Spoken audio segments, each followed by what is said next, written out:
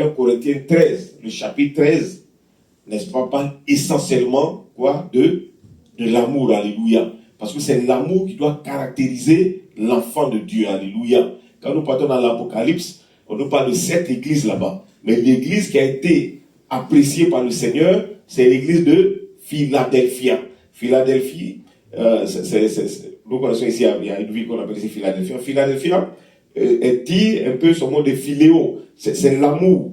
Tu vois, l'amour fraternel, l'amour entre les frères et les sœurs. C'est ce que le Seigneur, c'est cette église-là que le Seigneur a apprécié. Vous voyez des églises qui sont venues, qui ont dit, nous on est riches. Il a dit, mais vous êtes riches, pourtant vous êtes pauvres. Nous on est riches, c'est souvent les églises, les grands bâtiments, tout est doré et tout ça. Il vient dire, nous sommes riches. Mais le Seigneur dit, non, tu es riche, mais moi je dis, tu es pauvre. Vous voyez? Moi hier, j'ai entendu le témoignage d'un gars de Bahamas. On parlait un peu d'église et il a parlé pourquoi il ne va plus à l'église. Mais c'est honteux. Ce que j'ai entendu, c'est pas du tout beau. Tu vois, c'est pas du tout bien. Mais c'est des églises, quand tu vas, c'est des églises excellentes, des grandes églises, qui m'a dit, hein, parce qu'eux, ils ont des grandes églises ici, ces gens. En fait, quand j'ai des grandes églises, ici, je parle de bâtiments, voilà. Sinon, l'église, en fait, c'est vous et moi. Vous voyez? Mais il m'a dit qu'il allait avec sa soeur là-bas, mais vraiment, il a été choqué. Vous voyez? Donc, je ne veux pas rentrer dans certains détails, mais c'est souvent le faible de certains hommes de Dieu qui doivent prêcher la parole, mais qui abusent, vous voyez, des brebis. Donc ici, l'amour est essentiel, alléluia. Et c'est l'amour là que le Seigneur prise. Quand l'amour règne, l'amour est dans l'église, le Seigneur prend plaisir à cela. Amen. Parce que c'est par amour même qu'il a donné son Fils. L'amour est essentiel à tout ce que nous devons faire. Si nous devons recevoir quelque chose du Seigneur, c'est parce qu'il voit l'amour qu'il a répandu dans nos cœurs. Là. Cet amour-là est vraiment brûlant pour les uns et les autres. Donc ici, nous allons parler des dons de l'Esprit. Alléluia. Et tu vas lire 1 Corinthiens 11, 12. À partir du verset 4. Il y a diversité de dons, mais le même esprit. Diversité de ministères, mais le même Seigneur. Diversité d'opérations, mais le même Dieu qui opère tout en tous. Voilà, maintenant on va nous citer des dons ici. Or, à chacun, la manifestation de l'esprit est donnée pour l'utilité commune. L'utilité commune. En effet, à l'un est donné par l'esprit une parole de sagesse. Voilà, donc on commence ici, une parole de sagesse. À un autre, une parole de connaissance, selon le même esprit. À un autre, la foi, par le même esprit. À un autre, le don des guérisons, par le même esprit. À un autre, le don d'opérer des miracles. À un autre, la prophétie. À un autre, le discernement des esprits. À un autre, la diversité des langues. À un autre, l'interprétation des langues. Amen, alléluia. Amen. Donc ici, nous voyons qu'il y a différents dons que le Saint-Esprit confère. Ce que je veux vous dire, ce n'est pas limité à cela. Ce n'est pas seulement ça que le Saint-Esprit confère aux enfants de Dieu. Il y a le don de libéralité. Il y a beaucoup de dons que le Saint-Esprit donne. Mais ici, comme il les a énumérés, les dons du Saint-Esprit, des dons surnaturels qui nous permettent, n'est-ce pas, qui viennent pour aider la communauté chrétienne, pour aider les frères et les sœurs. Amen. Cela, ce n'est pas limité à ce que nous voyons ici. Il y a beaucoup de dons que le Saint-Esprit fait. Parce que qui dit Saint-Esprit dit Dieu. Qui dit Saint-Esprit dit Jésus-Christ. Donc c'est l'Esprit de Dieu, c'est l'Esprit de Jésus. Donc il confère beaucoup de dons. Donc ce n'est pas limité à ce que nous allons étudier tout à l'heure. Amen. Donc ici, quand vous regardez, il y a 9 dons.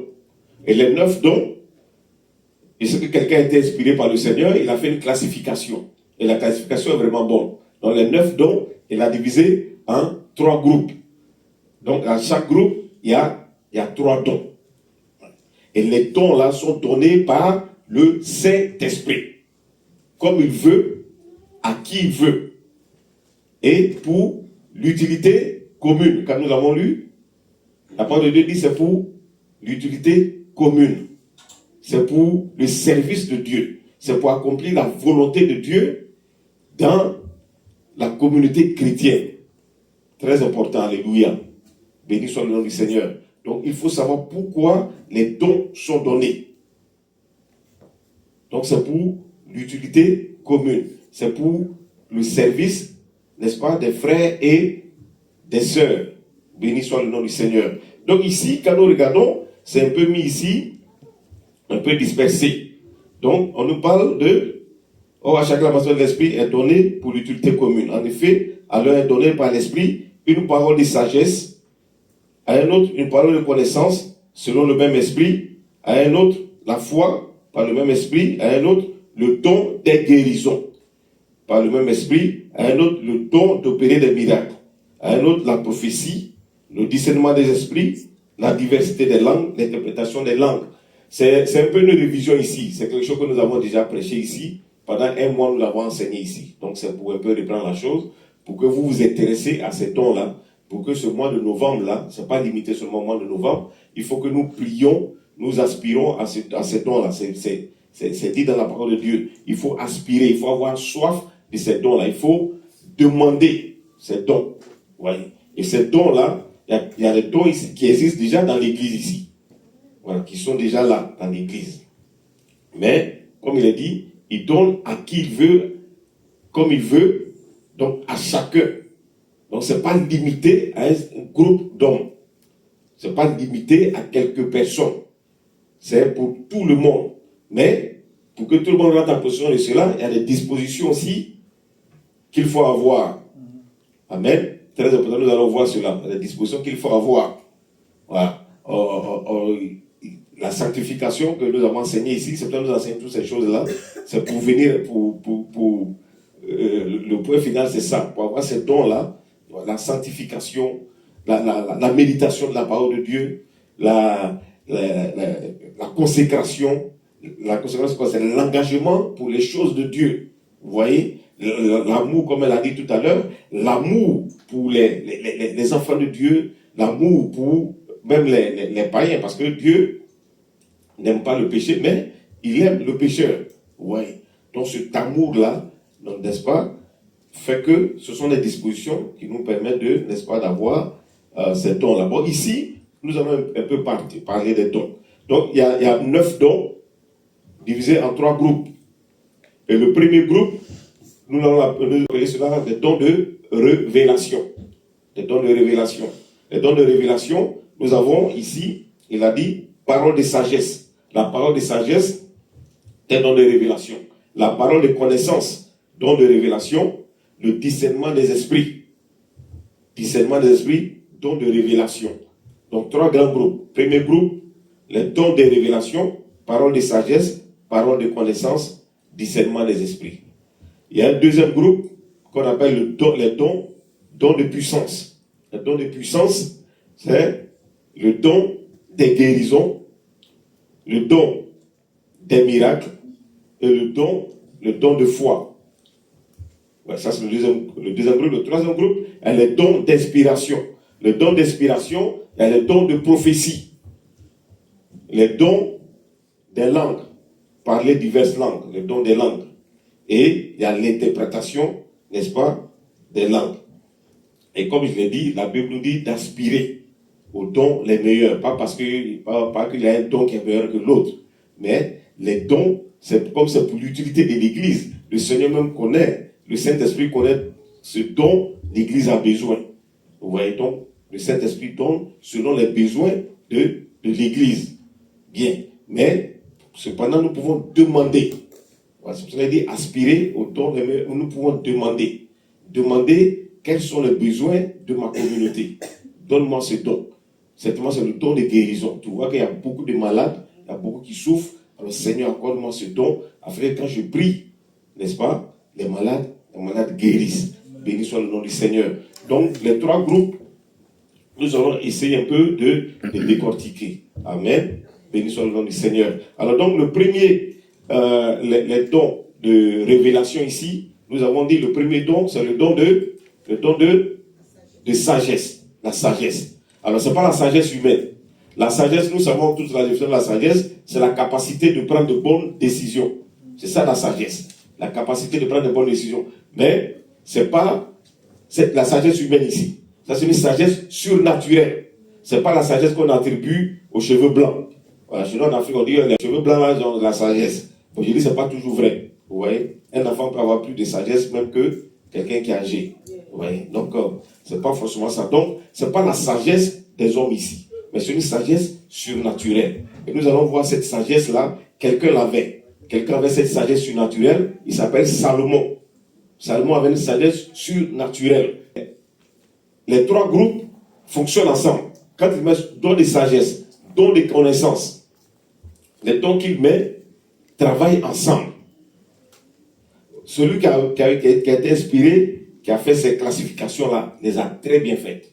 Ouais. Les dons-là, vous voyez, quand tu as l'autre, le Seigneur te donne les autres pour pouvoir compléter l'autre. Ça marche ensemble. Donc, on va voir ici quelqu'un qui avait le don de la sagesse. C'est le roi Salomon. Ce n'est pas une sagesse qui vient des hommes. Ça, c'est une sagesse, c'est une portion de la sagesse de Dieu. C'est une sagesse surnaturelle qu'il a. Donc, prends 2 Rois 23. Le jugement de Salomon. Quand les deux femmes sont venues, les deux femmes sont venues. Et il y a une qui est, pendant la nuit, elles étaient ensemble, elles habitaient ensemble, elles sont roommates. Donc, elles habitaient ensemble et elles ont toutes deux des bébés. Mais pendant la nuit, quand elles dormaient, l'autre s'est retournée, elle s'est couchée sur l'un des enfants. Et c'était son enfant. Donc son enfant est décédé. L'enfant est mort. Et qu'est-ce qu'elle a fait? Elle a pris l'enfant de l'autre. Elle a dit que c'est son enfant. Parce que c'est les bébés, bon, quand ils sont bébés là, c'est difficile de voir les ressemblances. Vous voyez? Donc elle a pris, elle a dit non, ça là c'est mon bébé. Et l'autre a dit non, c'est mon bébé. Vous voyez? Donc, ils vont devant Salomon. Ils vont devant Salomon pour pouvoir, n'est-ce pas, tirer cette affaire-là au clair. À qui réellement appartient l'enfant? On connaît tous l'histoire ici. On connaît bien cette histoire. Et arrivé devant Salomon, la sagesse surnaturelle qu'il avait lui a permis de dire, envoyez-moi une épée. Quand tu fais la lecture, c'est ça, il dit, envoyez-moi une épée. Et on lui a envoyé une épée. Et il a dit, cet enfant-là, on va couper l'enfant en deux. Puisque c'est deux mamans, l'autre dit c'est mon enfant, l'autre dit c'est pour moi. Donc on va couper l'enfant en deux. On donne une moitié à l'autre, et puis une moitié à l'autre. Vous voyez? Et ça va nous amener dans le don de connaissance. Ici, là, c'est un don de sagesse ici. Donc la sagesse, là, qui vient de Dieu, vous voyez, souvent on dit, la sagesse de Dieu est folie pour les hommes. Tu vois, cette sagesse-là, quelqu'un d'autre qui n'a pas la sagesse de Dieu ne va pas penser comme ça. Voilà, il va commencer à poser des questions. Quelle couleur est le papa? Comment est son nez? Comment sont ses oreilles? Et tout ça. Mais la sagesse de Dieu, le don de sagesse va au-delà de la sagesse humaine. Et la sagesse de Dieu est folie. C'est une folie pour ceux qui ne comprennent pas. Comment Dieu peut permettre d'avoir un couteau pour diviser l'enfant en deux? Vous voyez? Mais c'est pour un but ici. Et il y a une des mamans qui a dit, oui, découper l'enfant. Parce que quand ce n'est pas pour toi, là, tu t'en fous. Elle a dit, non, découper l'enfant. Maintenant, vous voyez ici, il y a un deuxième don qui va se manifester ici, c'est le don de la connaissance. Parce que le don de connaissance, là, t'amène à avoir un discernement. Tu discernes, tu vois ce que les autres ne peuvent pas voir. Toi, tu discernes, tu vois au-delà, souvent on dit, toi, tu vois au-delà même des murs. Ce que comme souvent on dit, bon, l'enfant quand il est debout, il ne voit pas, mais le vieil quand il est assis, il voit. Toi, tu vois plus que ce que quelqu'un peut. Non, on fait ça, et puis, mais la connaissance que Dieu confère lui a amené à dire tout de suite que l'enfant, c'est pour celle qui pleurait. Elle a dit, bon, dans ce cas, donnez l'enfant à l'autre.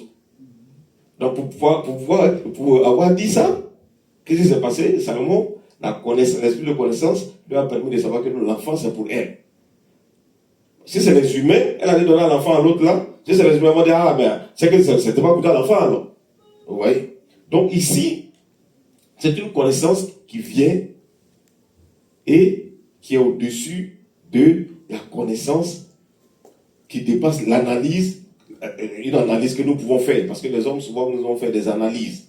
On va analyser, on va essayer de peser, de voir, et tout ça, et puis dire, bon, voici le résultat. Mais ici, la connaissance va au-dessus, n'est-ce pas, de cela. Donc ici, il a le don de sagesse, qui est un don de Saint-Esprit, un don qui te donne de savoir les choses de Dieu, de connaître les pensées de Dieu, vous voyez, pour ta vie, pour la vie de quelqu'un. Souvent, nous confondons les dons ici. Le don de connaissance, il faut retenir ça. Parce que quand on va venir dans la prophétie tout à l'heure, vous allez voir qu'il y a beaucoup souvent de contradictions. Vous voyez. Quelqu'un d'autre va voir ça, il va dire c'est un prophète. C'est ce qu'il a fait, c'est prophétie, c'est pas prophétie. Ici, c'est don d'avoir une sagesse et puis connaissance qui est venue. Vous voyez. Donc les dons de connaissance, souvent, quand on ne maîtrise pas, on pense que non, les gens c'est des prophètes. Don de connaissance, don de prophétie, c'est différent. C'est même pas dans le même groupe. Ouais. Donc, nous avons le cas de Salomon. Oui. Nous avons le cas aussi on peut prendre Genèse 41, 15. Vous allez voir le cas de qui? De Joseph. Le roi a fait quoi? Il a fait des songes. Et quand il a fait les songes, écoute bien la lecture. Pharaon dit à Joseph, j'ai eu un songe. Écoute bien. Personne ne peut l'expliquer. Personne ne peut l'expliquer. Et j'ai appris que tu expliques un songe après l'avoir entendu. Après l'avoir entendu. Donc, le pharaon a dit quoi? J'ai eu un songe. Personne ne peut expliquer le songe. Personne. Donc, ici, la nature, il veut dire humaine, ou c'est pas par la connaissance humaine, la sagesse humaine, ne peut, n'est-ce pas, expliquer ce songe-là.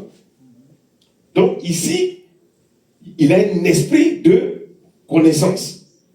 Il a un don de connaissance.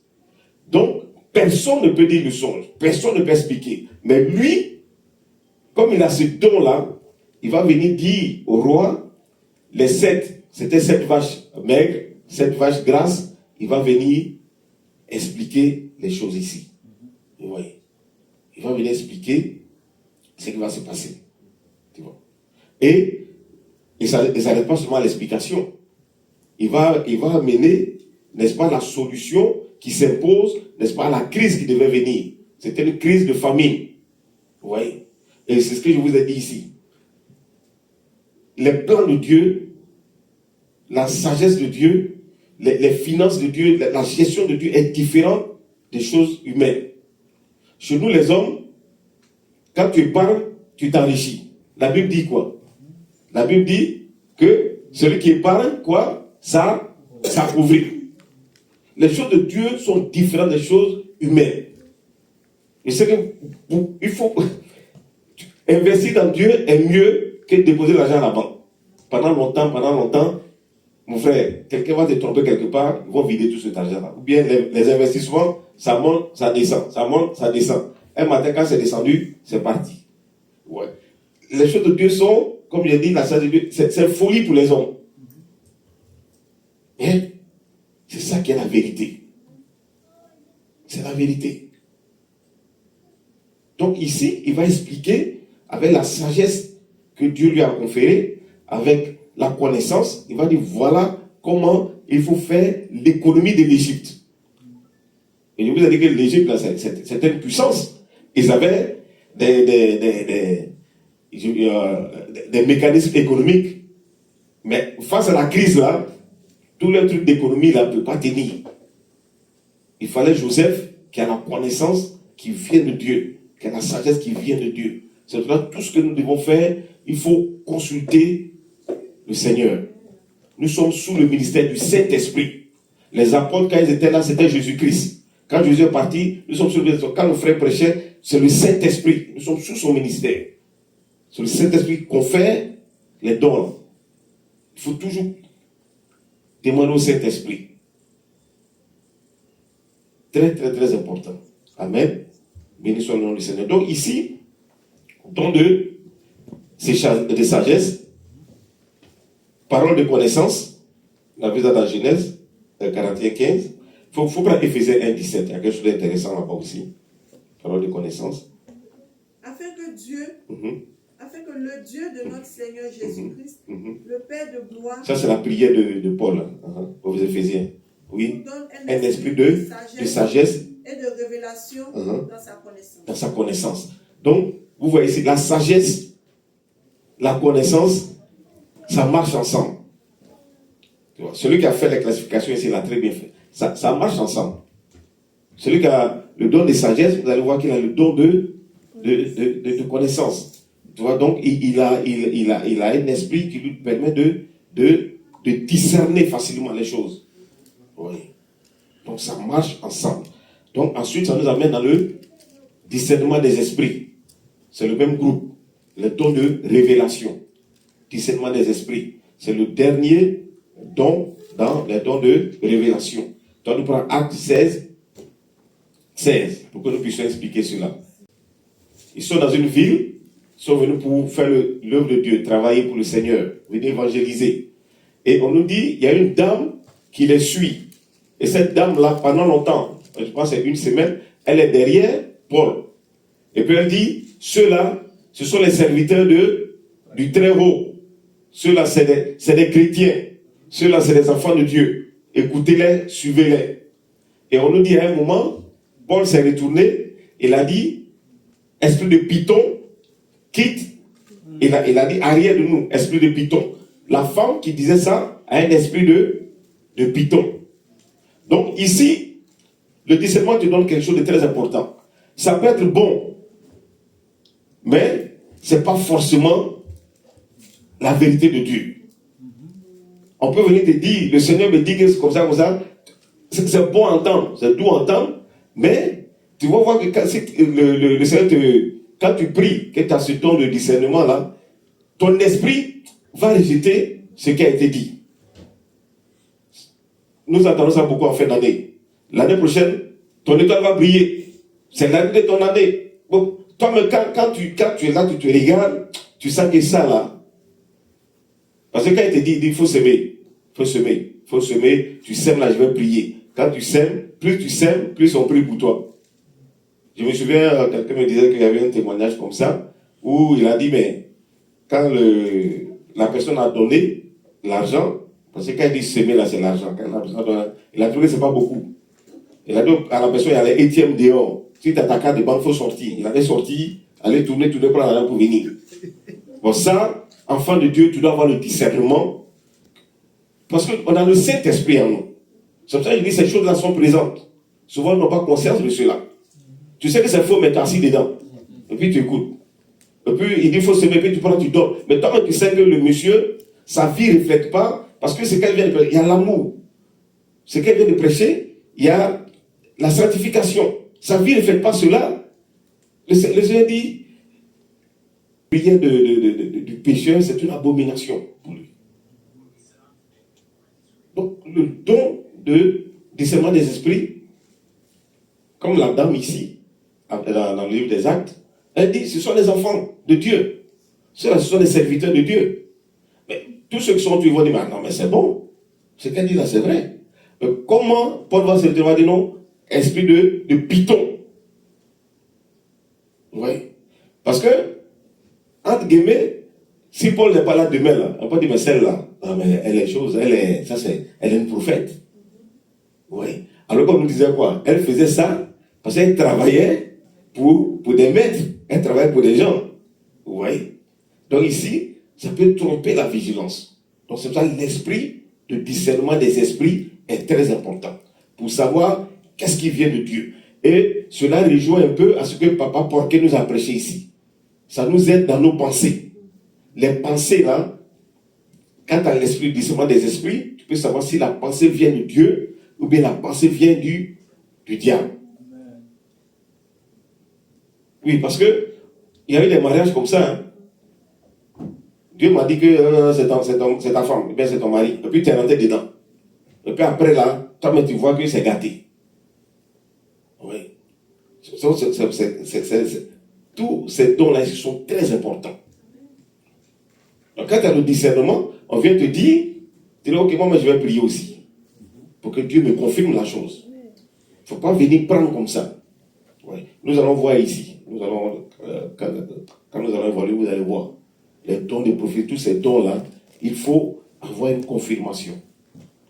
La Bible dit de ne pas donner crédit à tout esprit.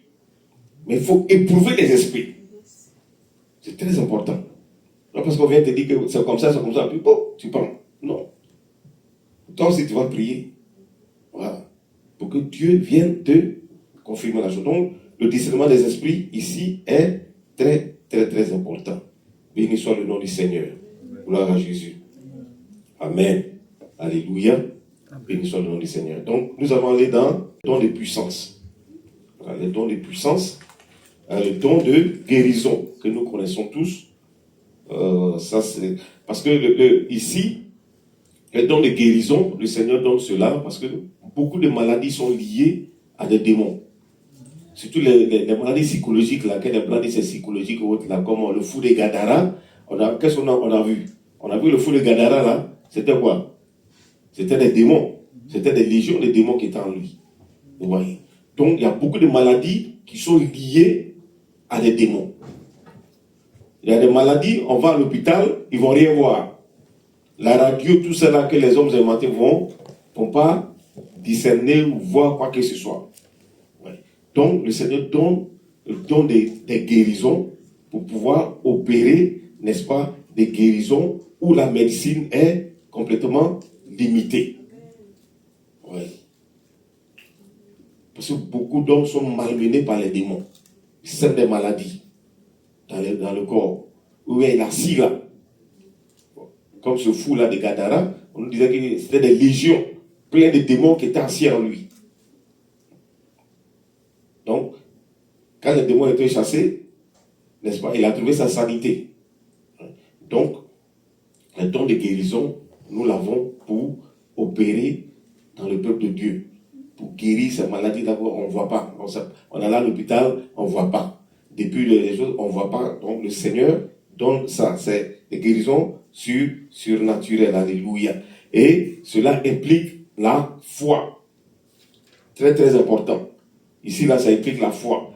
Et un exemple, nous avons la femme, là, la perte de sang, là, mais ça implique la foi. Elle a dit, si je touche, voilà. Donc, ici, là, la foi est beaucoup impliquée là-dedans. Ouais. Il faut que tu aies foi au Seigneur. Donc, tout à l'heure, elle a parlé de, si tu as ton petit canari en bas, que tu veux essayer les deux, là, bon, ça va pas marcher. Voilà, il faut choisir. Ouais. Donc, soit tu es avec le Seigneur, ou bien tu prends le canari, tu restes à la maison. Ouais. Donc, ici, le don, n'est-ce pas, des guérisons. On parle des guérisons parce qu'il y a quand vous partez à l'hôpital, il y a ophtalmologue, il y a, je ne sais pas moi. Voilà. Donc, il y a plusieurs guérisons. Voilà. Béni soit le nom du Seigneur. Et on a quelle guérison? Après le don de guérison, il y a non, dans les dons de puissance. Les dons de miracle. Voilà. Le miracle, n'est-ce pas? C'est que le miracle, en fait, vient pour, si vous voulez, c'est une démonstration de la puissance de Dieu. C'est ça le miracle. Quand un miracle est fait, toi-même, on ne te voit pas. C'est Dieu qu'on voit. Amen. Voilà. Les gens disent à Jésus, non, ce n'est pas Dieu, c'est qu'il fait là, il ne peut pas le faire. Voilà. Donc, c'est une démonstration de la puissance de Dieu. Voilà. Tu ne fais pas miracle et puis tu vas aller faire ministère après, avec ça. Voilà. En fait, tous les dons là, il n'y a pas, c'est pas lié à on fait pas les dons pour aller faire ministère. Voilà. Parce que j'ai imposé les mains à quelqu'un, les guéris. Demain, on fait pancarte. Ça, c'est guérison et miracle. Voilà. Ça n'existe pas. Il faut avoir le discernement de ces choses-là. C'est des dons qui sont donnés pour l'utilité commune. Amen. Voilà. Tu ne prends pas ça, tu sortis des livres. Dans notre église, non, moi je suis trop fort, je ne peux plus rester ici. Moi, je fais mon église.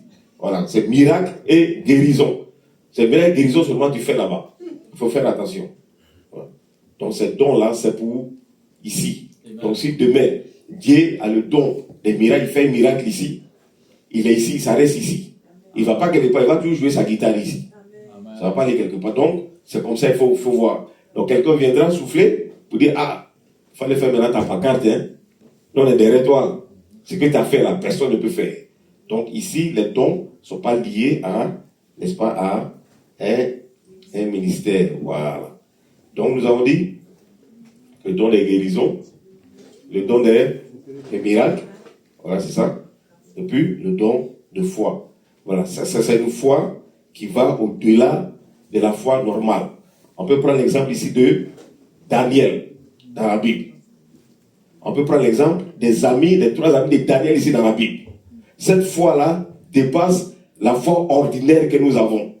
La foi ordinaire que tu as en Dieu. Abraham, c'est une foi extraordinaire. C'est une foi qui dit, même si on doit te mettre dans le feu, et on doit me mettre dans le feu, moi je crois en Christ. Je sais qu'il est capable de me délivrer. Donc, les 3 amis de Daniel, ils ont dit, celui qui n'adore pas Dieu, on le met dans la fournaise ardente. Ils ont dit, vis longtemps roi. Mais nous là, nous on ne va pas adorer ton idole, nous on ne va pas adorer ça. Cette foi-là, c'est un don qu'on reçoit. Ça c'est un don. Parce que si tu n'as pas ce don-là, faut pas, quand on va prendre un couteau, quand on va attraper ton couteau, non, moi je ne crois pas à Jésus-Christ. Non. Donc ici là, c'est un don surnaturel qui vient que le Saint-Esprit te donne, qui est au-dessus du don normal que nous avons. Parce qu'il faut voir souvent ta foi. Il suffit d'un petit truc qui est ébranlé. Mais quand tu as le don de foi, tu n'es pas ébranlé. Amen. Quand on doit fermer, c'est ici, on ne ferme pas.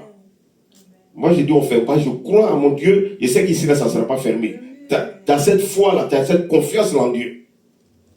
Les gens m'ont dit, c'est vrai, mais ce que tu dis là, les gens sont ébranlés. Ici, il a dit, ils sont allés le jeter où? Dans la gueule du lion, Daniel. Mais il sait une chose, il sait que Dieu là peut fermer la gueule des lions. Ça, c'est une foi qui vient de Dieu.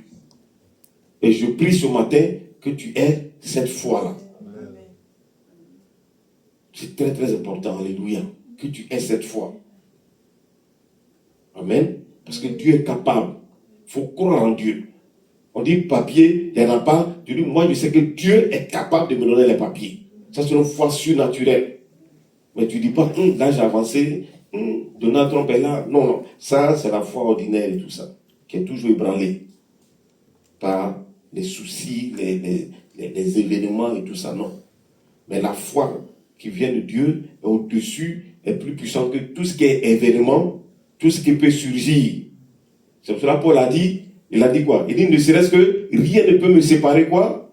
De l'amour de Dieu. Ce n'est ni la nudité, ni la... Il y a des musulmans qui deviennent chrétiens, hein, mais il y a des chrétiens aussi qui retournent là-bas. Parce que pauvreté fait que quand on vient lui proposer là, quand il regarde, il dit Yo, chez les musulmans, c'est bon, hein? Il a mangé là-bas, tu donnes là. Il laisse. C'est pas qu'il n'avait pas là. Il avait la foi là-bas, quand il était là-bas, non. Mais quand il y a les épreuves, il cède. Mais quand tu as le don de foi, tu ne cèdes pas. Amen. Béni soit le nom du Seigneur. Gloire à Jésus. Maintenant, les derniers groupes, ce sont les dons d'inspiration. Et les dons d'inspiration, il y a un don ici qui est très important, c'est la prophétie. Tu vas nous prendre 1 Corinthiens 14, 3. 1 Corinthiens 14, 3. À tout de suite à ça, tu peux afficher. La prophétie. Celui qui prophétise, au contraire, parle aux hommes, les édifie, les exhorte, les console. Ok, trois choses ici. La prophétie vient pour édifier, pour exhorter, pour consoler. Oui, c'est pour encourager. C'est pour consoler la personne, pour édifier la personne, pour l'exhorter, pour dire prends courage. La prophétie est liée étroitement à la parole de Dieu. La prophétie ne peut pas sortir de la parole de Dieu. La prophétie est étroitement liée à la parole de Dieu. C'est très important ici. Et la prophétie, il y a des dispositions. Il y a des dispositions. Les dispositions ne sont pas différentes des autres dispositions que nous avons pour les autres dons. C'est quelqu'un qui,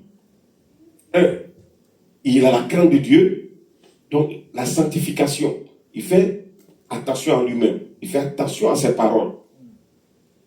Et c'est quelqu'un qui est consacré, quelqu'un qui médite beaucoup la parole de Dieu. Parce que c'est lié à la parole de Dieu. Donc, il médite beaucoup la parole de Dieu. Et je vous ai parlé un peu de Ésaïe ici. Ésaïe, quand vous prenez le livre d'Ésaïe, au début, il avait dit maudit. Ceux qui portent les mèches, maudits. Celui qui siffle, il est maudit. Ceux qui boivent là, ils sont maudits. Mais quand Dieu l'a rappelé à l'autre, Dieu, lui, n'a pas créé des maudits.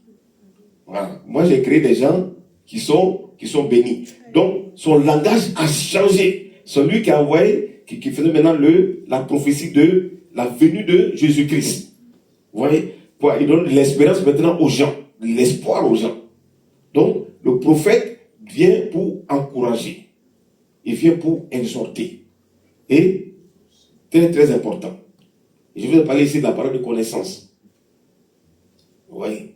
Avec un don de connaissance, souvent nous confondons tout. Quand un don de connaissance, on parle non, c'est un prophète. Non, ce n'est pas un prophète. C'est un don de connaissance qu'il a eu. Voilà. Un don de discernement des esprits, il peut avoir ce don-là. Mais ça ne fait pas de lui un prophète. Parce qu'il a discerné que non, cet homme-là qui est assis là, il a un esprit impur en lui. Ce n'est pas un prophète.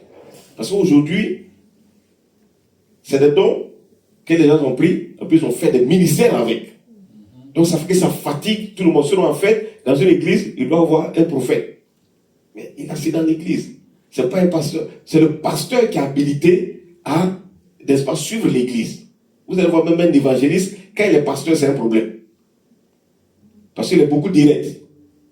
Quand il commence, vous avez maudit, ceux qui font ceci, et ça vide les églises. C'est le pasteur qui a été établi pour les églises. Quand vous allez prendre le livre des Écritures, on va voir ça là-bas. Oui. C'est lui qui peut, l'évangile lui va amener, il va évangéliser, il va parler du Seigneur, la personne va trouver une église, puis maintenant le pasteur le prend. Le pasteur va l'enseigner. Doucement, doucement. Donc, ici, beaucoup ont fait de ça, c'est devenu un désordre. Même sur les réseaux sociaux là, c'est étalé là-bas. Il y a plein de prophètes. Des prophéties qui ne se réalisent jamais. Maintenant, le recours là, c'est le verset là. Si la prophétie tarde, il faut l'attendre. Voilà où c'est qu'ils prennent pour tromper les gens. Si la prophétie tarde, attends là. Elle va s'accomplir certainement au nom de Jésus. Voilà. On prend ça, puis on te jette ça. Toi, tu es là, tu attends seulement. Mais comme le temps, je vais attendre. Ah, si la prophétie tarde, il faut l'attendre. Elle va s'accomplir certainement. Ouais. Mais ici, ils ont dit quoi? C'est pour édifier, c'est pour exhorter, c'est pour encourager. C'est pas pour autre chose. Ouais. Il ne faut pas confondre les dons ici. Il faut être, je veux dire, intelligent, ouais, pour vraiment avoir le discernement de tout ce qui se fait dans la maison de Dieu. Ouais. Sinon, vous allez prendre votre argent, aller mettre ça au service de quelqu'un. Il va s'enrichir sur votre dos. Il faut faire attention. Ouais. Donc, quant à le don de prophétie, vous allez voir une chose. Je vous ai dit que les dons sont regroupés 3. Ceux qui ont le don de prophétie, vous allez voir qu'ils parlent beaucoup en langue. La langue là est souvent liée, parce que dans la langue, il y a souvent des révélations. Dans le don de je ne parle pas de parler en langue initiale, qui est le don du baptême, quand il y a le baptême. Le parler en langue, ça c'est, je peux dire, un peu le point de contact, ou bien c'est l'initiation, n'est-ce pas, après le baptême. Mais dans le parler en langue, il y a souvent des messages. C'est pour ça que le Seigneur dit, ici, nous avons le don d'interprétation. Parce que quelqu'un peut parler en langue, et c'est un message du Seigneur. Et il y en a dans l'assemblée où, souvent lui-même, qui a donné le message là, peut interpréter le message. Donc vous allez voir ça souvent beaucoup dans les églises. Quelqu'un va se lever, il va parler en langue, et puis quelqu'un d'autre interprète la langue. Oui. Voilà.